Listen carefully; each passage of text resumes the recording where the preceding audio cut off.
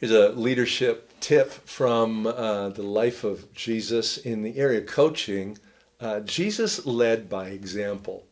I know we hear this all the time, but it was very true in Jesus' life. Although we could say his entire life was an example, there are very specific times when he intentionally set an example by what he did. Near the beginning of his public ministry, his cousin, John the Baptist, was baptizing in the Jordan River.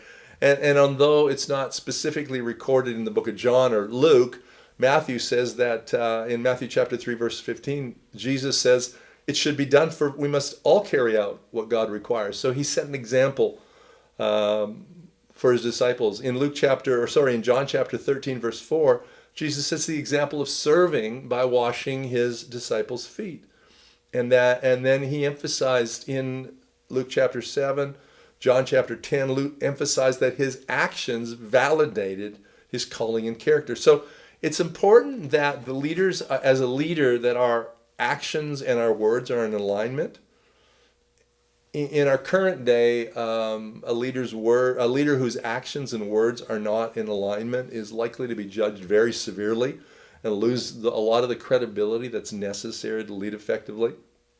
In the book, The Leadership Challenge, two authors, James Cousins and Barry Posner, say that credibility is the foundation of leadership. And that just means when our actions and our words are in alignment. Jesus led by example. One of the most powerful examples in my life personally, when I was growing up, my pastor, we would have a Sunday night service, and a lot of times on that Sunday night, our pastor would open the front of the church, the altar of the church, for prayer.